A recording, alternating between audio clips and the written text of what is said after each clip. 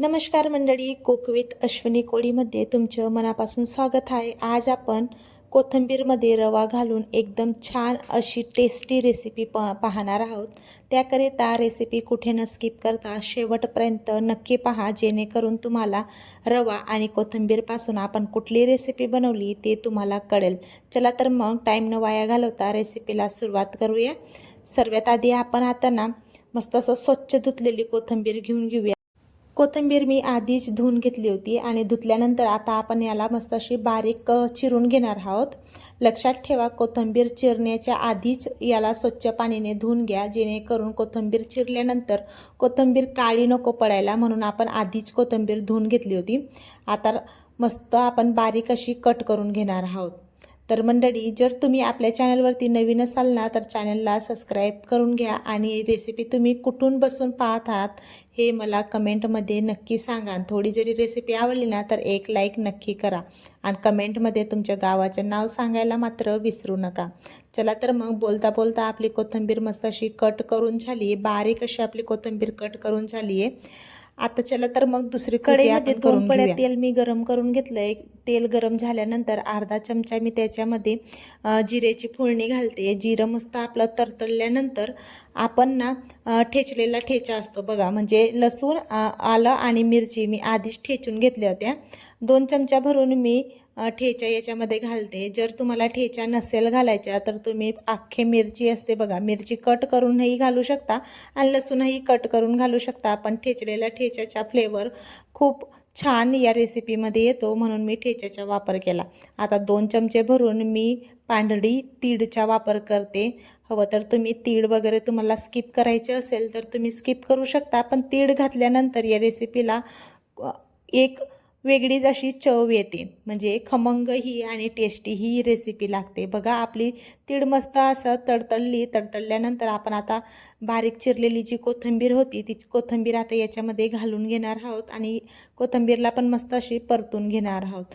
हो मंडळी, एकदम छान ही रेसिपी आहे, कमी वेळेत बनणारी रेसिपी आहे। जर सकाळच्या नाश्त्यासाठी किंवा लंच बॉक्समध्ये तुम्हाला जर मुलांना किंवा आपल्या नवरोबांना वगैरे द्यायचे असेल तर तेव्हाही तुम्ही ही रेसिपी झटपट बनवू शकता। इतकी टेस्टी आणि चविष्ट ही रेसिपी बनवून रेडी होते आणि कमी वेळेत ही रेसिपी लगेच तयार होते।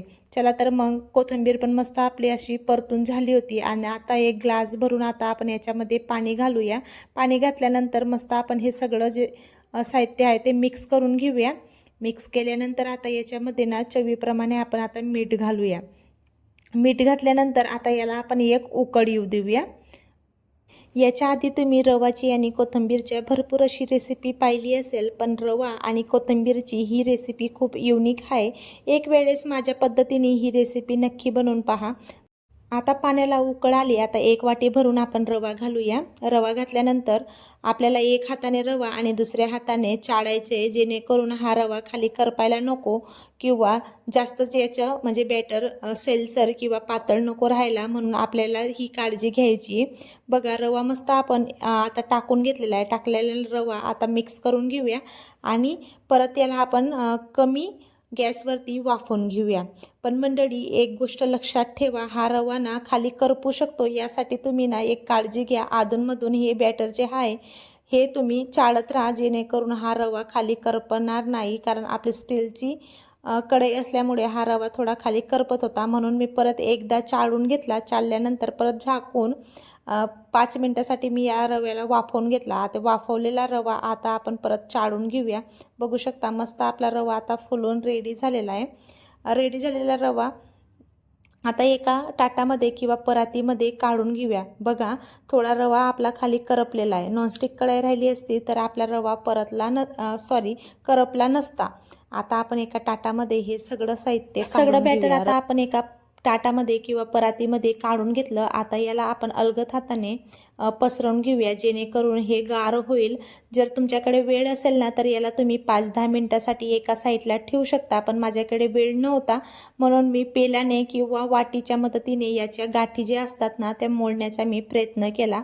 बघू शकता, थोडं मी हातानेही आधी मी ह्या गाठी मोडण्याचा प्रयत्न केला होता, पण खूप जास्त गरम असल्यामुळं हाताला चटका लागत होता, म्हणून मी थोड्या वाटीने याच्या गाठ्या सगळ्या अशा मोडून घेतलेल्या आहेत।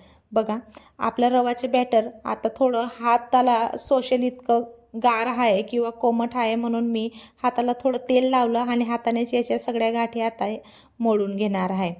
जर तुमच्याकडे वेळ असेल ना तर 5-10 मिनटासाठी तुम्ही एका साईडला ठेवून द्या. एका साईडला ठेवल्यानंतर हे थोडं कोमट होऊन जातं आणि हाताने तुम्ही आपण चपाती किंवा भाकरीचे पीठ जसं मळतो त्या पद्धतीने पीठ याचं मळून घ्या.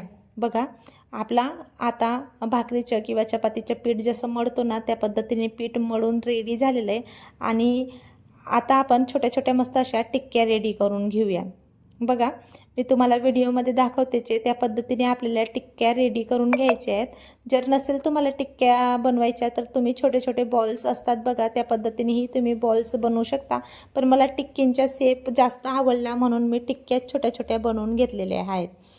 याच्या आधीही मी अशा भरपूर अशा युनिक रेसिपी आपल्या चॅनलवरती अपलोड केलेल्या आहेत. जर तुम्हाला आवडल्या असतील त्या रेसिपी, जर नाही तुम्ही त्या रेसिपी पाहिल्या असतील तर आपल्या चॅनलवरती व्हिजिट करून नक्की पहा रेसिपी, जेणेकरून तुम्हाला रेसिपीज खूप छान वाटतील. आणि मला कमेंटमध्येही सांगा की तुम्हाला रेसिपीज कशा वाटल्या. बघा आता आपण सगळे ज्या टिक्क्या होत्या त्या रेडी करून घेतलेल्या आहेत. या पद्धतीने आपल्याला टिक्क्या रेडी करायच्या आहेत. निंबूच्या आकारा एवढा आपल्याला पीठ घ्यायचे आणि त्या पद्धतीने आपल्याला टिक्क्या रेडी करायच्या आहेत. आता आपल्या या टिक्क्या सगळ्या रेडी झालेल्या आहेत. आता एका पॅनमध्ये एक पळी भरून आपण तेल पॅनवरती तेल असं मस्त आपण आता पसरवून घेऊया आणि ह्या टिक्क्यांना मस्त असं आपल्याला सेलो फ्राय करायचे आहेत. मी तुम्हाला 2 पद्धतीने या टिक्क्या फ्राय करून दाखवल्या आहेत. एक सेलो फ्राय आणि दुसरी डीप फ्राय.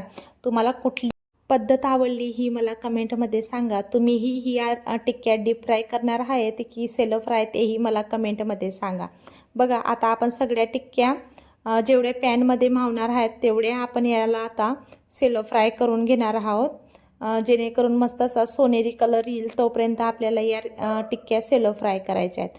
मंडळी बॅकग्राऊंडचा जो आवाज आहे कुत्र्यांचा तो थोडा इग्नोर करा, कारण आमच्या पलीकडच्या घरामध्ये कुत्रे आहेत जे खूप जास्त भुंकतात आणि ते म्हणजे अजिबात आम्हाला आवडत नाही, पण काय करावं, सहन करावं लागतं, म्हणून तो आवाज थोडा इग्नोर करा.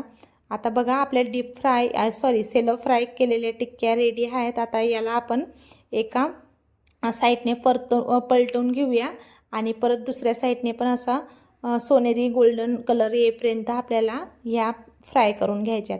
एक पडी तेलामध्ये आपल्या सगळ्या टिक्क्या मस्त अशा सेलो फ्राय होऊन रेडी झाल्यात.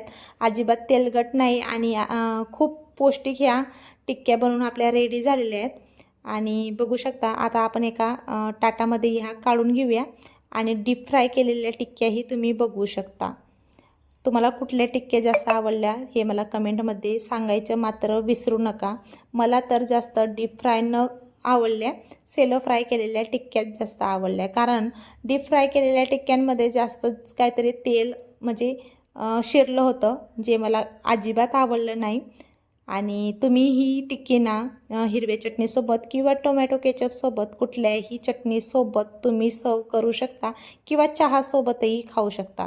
बघा मी 2 टिक्क्या तुम्हाला दाखवते, कुठली टिक्की तुम्हाला चांगली वाटली. इकडची टिक्की सेलो फ्राय आणि तिकडची टिक्की जी आहे ती डीप फ्राय आपली झालेली आहे. सांगा तर मग कमेंटमध्ये.